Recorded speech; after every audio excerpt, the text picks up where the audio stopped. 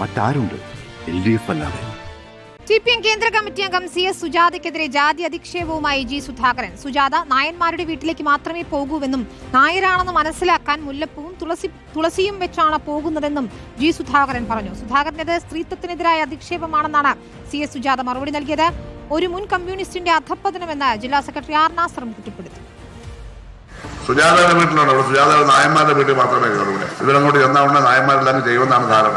മനസ്സിലായില്ലേ? നാണമില്ല സുജാതയ്ക്ക്.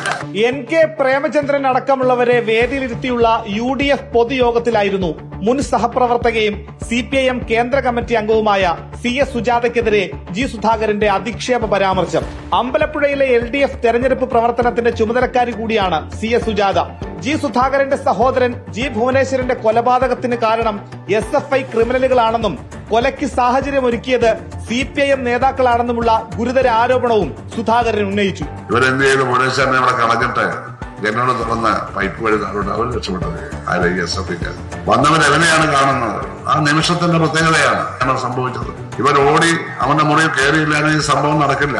സുധാകരന്റേത് സ്ത്രീത്വത്തിനെതിരായ പരാമർശമാണെന്നും CS സുജാത റിപ്പോർട്ടറിനോട് പറഞ്ഞു. പാർട്ടിയുമായി ആലോചിച്ച് നിയമ നടപടികളിലേക്ക് നീങ്ങുമെന്നും സുജാത. എത്ര മോശമായ സ്റ്റേറ്റ്മെന്റ് അദ്ദേഹം നടത്തുന്നത്. അങ്ങനെ ആർക്കെങ്കിലും ജാതി തിരിച്ച് പ്രവർത്തിക്കാൻ കഴിയുമോ? എല്ലാവരുടെയും സപ്പോർട്ട് ഇടതുപക്ഷ ജനാധിപത്യ മുന്നണിക്ക് അനുകൂലമായി ലഭിക്കുന്നു എന്നതിൽ വിറളി പൂണ്ടാണ് അദ്ദേഹം ഈ രൂപത്തിലുള്ള ഒരു സ്റ്റേറ്റ്മെന്റ് നടത്തുന്നത്. ഒരു മുൻ കമ്മ്യൂണിസ്റ്റ് എത്രമാത്രം അധപ്പതിക്കാമെന്നതിന്റെ ഉദാഹരണമാണ് സുധാകരനെന്ന് CPIM ജില്ലാ നേതൃത്വം പ്രതികരിച്ചു. 10 വോട്ടിന് വേണ്ടിയിട്ട് എന്തും നെറിയിട്ട കാര്യങ്ങളും പ്രചരിപ്പിക്കുക എന്ന് പറഞ്ഞാൽ മുഴുവൻ കാര്യത്തിൽ പറഞ്ഞുകൊണ്ടിരിക്കുകയാണ്.